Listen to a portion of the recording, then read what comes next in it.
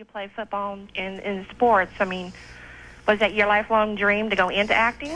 Actually, it was not even close. It was sort of the last thing I anticipated doing until I was in college, and I started thinking that maybe that was something I wanted to do. My father was a director, and I knew that at some point in time, athletics would end, and I'd have to go and get a real job.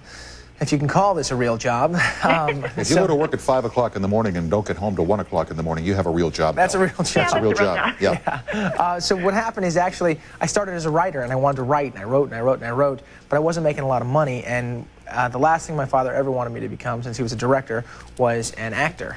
But it turned out that I could make more money more quickly as an actor, and so I continued writing. But as a way to make money, I started doing television commercials, and that sort of segued into guest starring roles on different television shows, which segued into my own show. And why would your father, being a director, not want you to be an actor? Because being an actor is sort of like, it's like being an athlete. You're a piece of meat. You really are, unless you are the big star, unless you are Emmett Smith or Troy Aikman. You know, you're really... all those other players that are playing, those guys are getting traded around, moved around. You know, you're always getting pushed up against the wall. You know, your job or perform and that sort of thing. And as an actor, you go in, you get rejected. It's just so much loss of power. You have no power over what you're doing, and that's why he wanted me to steer clear. But he didn't want that rejection to sort of knock me down. Have you thought?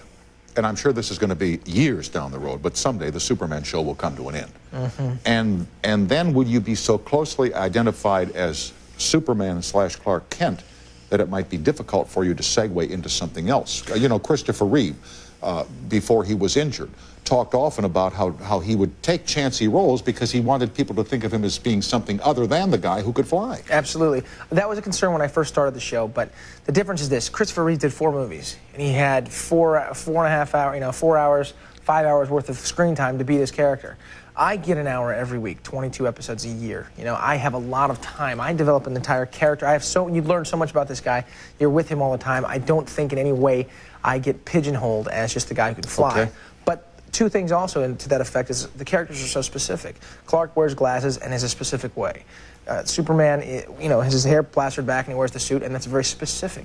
So when I do anything outside of that, and I have really a lot of film possibilities right now. Like moving pictures. Big moving, yeah. I'm very excited about that, and I'm headed there without a question. For me, it's an easy segue. Okay, Sandra, I'm glad you called, and I hope we've answered your question. Thanks, yeah, Sandra. thanks a lot. Y'all right. have a good Christmas. All right, you too. Bye-bye. Happy holidays. Here is Beth in Morgantown, West Virginia. Hello, and welcome to CBS. Hi. Hi. Hi, Dean. Hi, Beth. How are you? Good. How are you? Very well, You don't thanks. spend a lot of time with Tom tonight, do they? No. It's okay. I was just wondering, are you thinking about maybe directing or writing more in the future? Well, actually, yeah. I've thought of both those things. I mean, I write 1 episode a year thus far. It's hard to write in the middle of the season because so much is happening. I really enjoy the writing, though, so I definitely probably write some more in the future.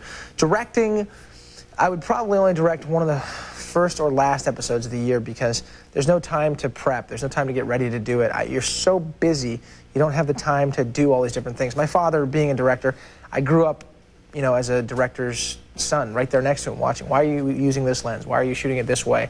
And I think I learned a lot about storytelling through him. I don't know if I'll be directing any Lois and Clark episodes, but possibly. And beyond that, I guarantee I'll be directing beyond that, hopefully in the big screen. That's good. Well, if you need any writers, I'm a journalism major at WVU, so keep me in mind. Oh, yes. Excellent. All right. A job opportunity right in the air. Yeah, exactly. Okay, thank you. Thank you very Okay, much. thanks, Beth. All right, bye. Bye-bye now. Wonder if Beth has any idea who I am. Probably not. I have seen you do spots on the importance of education. What is the motivation for that? Is this something you were asked to do, or do you have an abiding interest in education?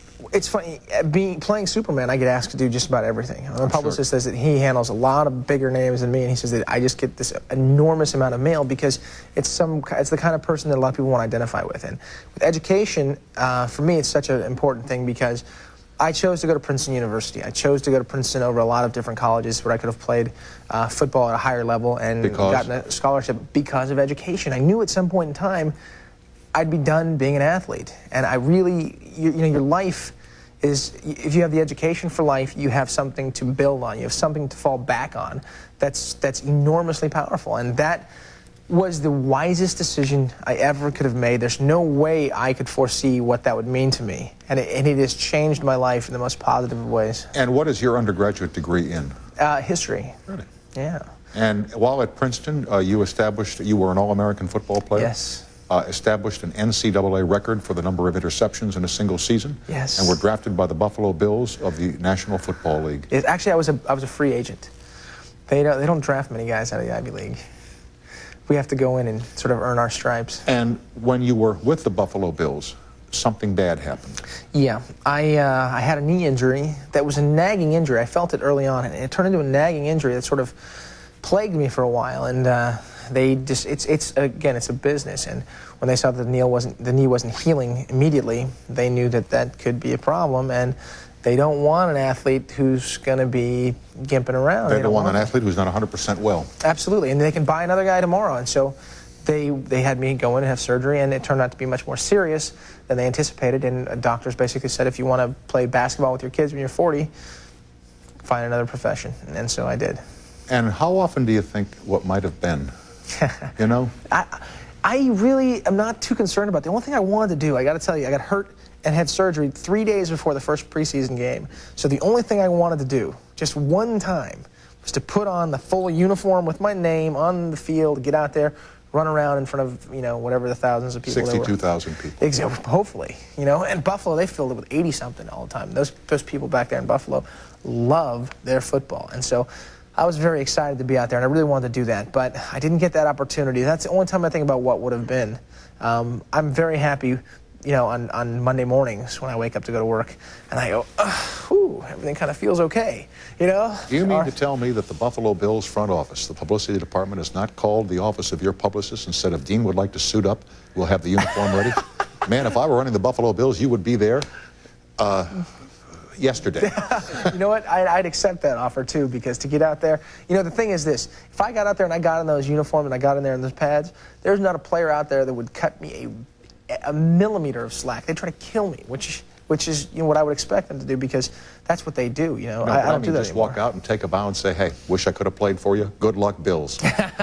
Well, if I got out there in the uniform, I'd have to play a little bit. Oh, okay. I couldn't just get out there. 5 will get you 40. Before Christmas, you will hear from the Buffalo Bills. I hope so. Happy. Merry Thank Christmas. you very much, Thanks Tom. for joining us, Dean. Thanks for having me. My pleasure to know you, sir. Dean Cain, the star of one of the stars. Let's not leave out Lois now. No, Terry Hatcher's fantastic. Terry Hatcher, Dean Cain, Lois and Clark, The New Adventures of Superman. Check it out on a different television network, ABC. Next, David Notes, the creator of still another different network television show. It's amazing they keep coming over from the other networks. Wonder why that is. Well, after this message, we'll find out why.